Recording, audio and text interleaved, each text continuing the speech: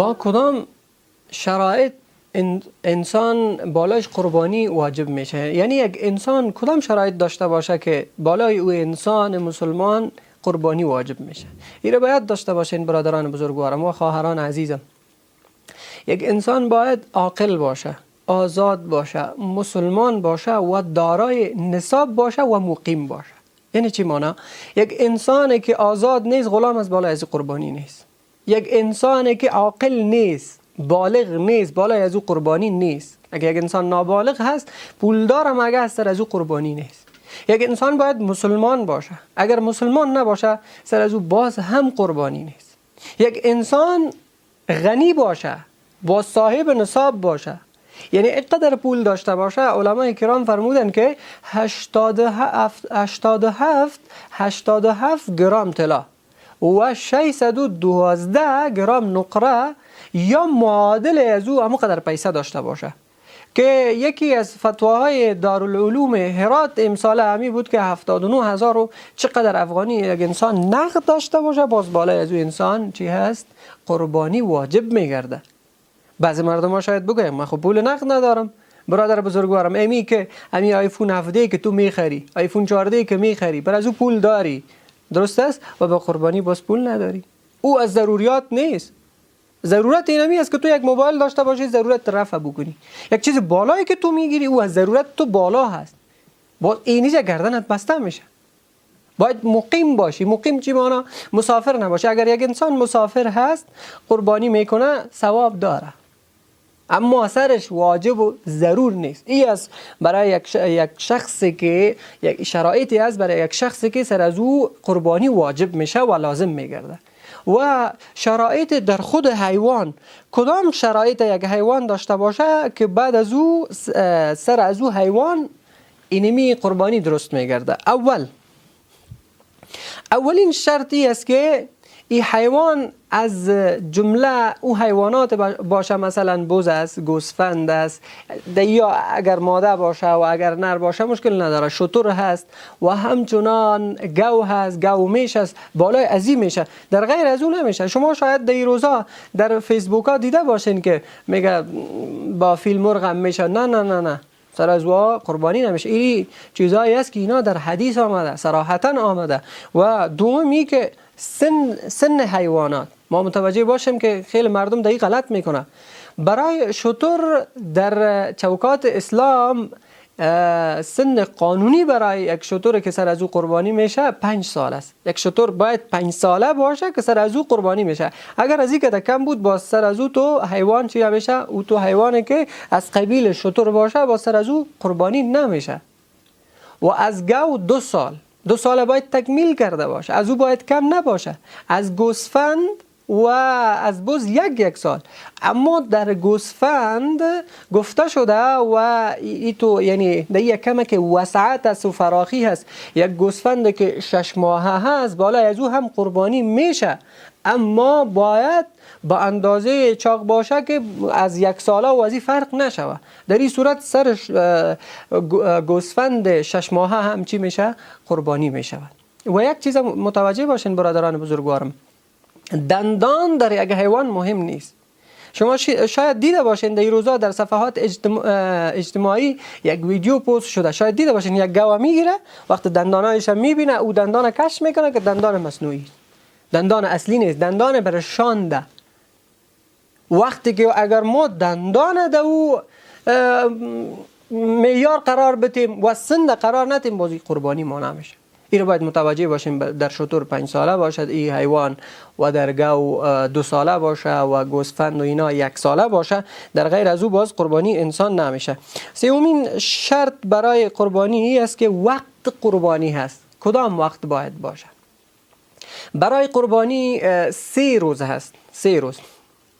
روز اول عید، روز دوم عید و روز سوم عید، که از 3 روز نه پیش میشه نه بعد از این میشه. اگر یک انسان در روز اولی عید چی بکنه؟ قربانی بکنه بهتر. در روز دوم بکنه مشکل نداره. در روز سوم قربانی بکنه اما پیش از غروب. روز سوم پیش از غروب، پیش از این که مغرب شوه، پیش از این که شام شوه باید قربانی بکنه. یک چیز دیگر هم متوجه باشیم، هم در شب قربانی میشه و هم در روز، مشکل نداره. یک کسی وقت داره در شب قربانی میکنه، خو روز افضل است. یک کسی وقت نداره در شب قربانی بکنه، هیچ مشکل نداره. یک چیز دیگه را ما بسیار زیاد متوجه باشیم که به این نکته هیچ کس زیاد متوجه نمیشه. آن برادران ما که در خارج زندگی میکنن، در کشورهای خارجی هستن و تایمهایشان با افغانستان فرق میکنه یا با دیگه کشورها فرق میکنه، اونا متوجه باشن. وقتی که به کسی میگه که قربانی از طرف ما بکو، یک چیز برش بگویه که وقتی که اون کسی که در خارج زندگی میکنه نماز عیدش ادا کرد، بعد از او قربانی بکنه. ایتو نشوه، چون امروز اگر اینجا روز هست، امیال در امریکا شب هست. اینجا اگر امروز عید باشه به طور مثال و او امی کسی که قربانی میکنه از طرف کسی دیگه که در خارج است، این امروز بر ازی ذبح بکنه، قربانی از این نمیشه، چون او در خارج هست، از او نماز نخوانده. شرط است که نماز خوانده شود بعد از او قربانی کرده شود. چرا پیامبر اکرم صلی الله علیه و سلم میفرماید یک کسی که قربانی کرد بعد از عید، این قربانی هست. اگر پیش از عید قربانی کرد، این قربانی نیست، این قربانی حساب نمیشه. در جاهایی که نماز عید خوانده میشه، اوجا باید بعد از عید قربانی شود. بعضی از ساحات این رقم است که در اوجا نماز عید خوانده نمیشه. وقتی که نماز عید خوانده نمیشه و مشکل نداره، امی که صبح شد میتونه که قربانی بکنه. بعضی قریجات است در اوجا نماز عید خوانده نمیشه. این از شرایط دیگه بود که وقت قربانی بود 3 روز از گفتیم، روز اول عید، دوم عید، سوم، خب بعد از نماز عید. اول یک نفر است امروز نماز عید نخواند، مثلا برای فردا نماز عید میخوانه، کدام گپ شد، کدام مشکل بود، به فردا اینا نماز میخوانن. خب اما معلوم شد که امروز عید هست، باز اگر امروز همی قربانی بکنه باز هم مشکل نداره. فقط روز اول به این خاطر باز مهم است که بعد از عید باید انسان قربانی بکنه، بعد از خواندن نماز عید. البته دیگه از شرایط این است که این حیوان باید سالم باشه از عیبها. چند عیبی که بسیار مشهور است، من اینجا یک تایش میگم که او با کدام حیوانات قربانی میشه که او کدام عیبها نداشته باشه. خلاصه یک حیوان از کدام عیبها پاک باشه که سر از او قربانی میشه. اول متوجه باشیم که اولی است که یک حیوان که او را ما قربانی میکنیم لنگ نباشه و لنگش قدر آشکار نباشه که این راه رفته نتانه. اگر کم بود، بسیار کم که خوب راه رفته میتونست، هیچ مشکل نداشت، باز پروا ندارد. در غیر از او سر از قربانی نمیشه. کوشش بکنیم در راه الله ای را صدقه میکنیم، و خاطر الله ای را قربانی میکنیم. یک چیز خوب قربانی بکنیم. بیشتر یادآوری کردم، هر چقدر این مال خوب مصرف بکنی، الله متعال اونمو قدر برکت در زندگیت میاره، اونمو قدر آسایش و اونمو قدر آرامی در زندگی تو میاره. شما ببینید وقتی یک مهمان عادی در خانه ما میاد، یک دوست ما هست، یک رفیق ما هست، یک کسی هست که یک وظیفه داره، به یک مقام و به یک چوکی هست، انواع غذاها بر از او تیار میکنی. اما در راه الله وقت صدقه میکنی، به خاطر الله یک قربانی میکنی، بهترین حیوان قربانی بکن. اولین عیبی شد که گفتیم که لنگ نباشه. دوم عیبی است که نابینا نباشه. نابینا نباشه که راه را دیده نتونه، این هم عیب است. سومین عیبی است که یک حیوان باید اینقدر لاغر نباشه که راه رفته نتونه، که هر کس ببینه میگه چیه، اینقدر لاغر نباشه. چهارمین چیزی که در حیوان باید نباشه، او عیبی که در حیوان باید نباشه، اوی است که گوشای از او یا دنب از او از 3 حصه زیاد چی نباشه، قطع نشده باشه، یا پستان از او از 3 حصه زیاد قطع نشده باشه. مثلا گوش است، این را به 4 حصه تقسیم میکنیم، 3 حصه از این نیست، 1 حصه از این است، با سر از این تو حیوان قربانی نمیشه. اما بعضی حیوانات این رقم است، گوش ایتو در مابین بریده شده، این مشکل نداره، این مشکل نداره. خود گوشت این میره 4 حصه میکنیم که از 3 حصه زیاد نبود، باز چی نیست، این عیب داره، سر از این قربانی نمیشه. این را باید متوجه باشیم. 5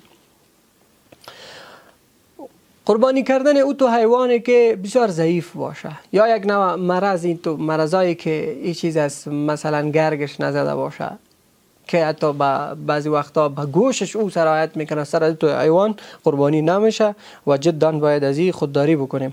ششمین عیبی که در یک حیوان باید نباشه، او عیبی است که دندانهای ازی که این دندان نداشته باشه. وقتی که اگه حیوان دندان نداره سر ازی قربانی نمیشه. این هم یک نوع عیب است. خوراک کردن نمیتونه، یک نوع عیب است. و هفتمین چیزی که یک حیوان باید نداشته باشه اویی است که او حیوان باید مردارخور نباشه. و شما شاید متوجه شده باشین که اکثریت حیواناتی که در کابل اینا مثلا اینا تربیه میکنن و کلان میکنن، شما ببینین اکثریتش در جنگلی ها و در مرداری ها میباشه. سری تو حیوان قربانی نمیشه. کوشش شود که یک حیوان پاک خور که تو نباشه بود عادت در مرداری و در چتلی کرده باشه باز تو را قربانی بکنی. هشتمین چیزی است که یک حیوان باید بینیش بریده نشده باشه. اگر بینیش بریده بود بازم سر از او قربانی کردن درست نیست، او قربانی از او نمیشه. و آخرین چیزی که ما باید در یک حیوان او را متوجه باشیم اویی است که یک حیوان باید اونمو حمل نداشته باشه و امو پستان از این پر از شیر نباشه. حیوان باشه که او پستانای از این خشک باشه، یک نوع عیب است. و اگر باز کسی خرید پستان از او شیر داشته باشه، در کتابا میگه که کمک آب سرد اون پستانایش چیز بکنه که این خشک شود. این بود عیب هایی که باز مانع قربانی کردن می شود. این را باید متوجه باشیم.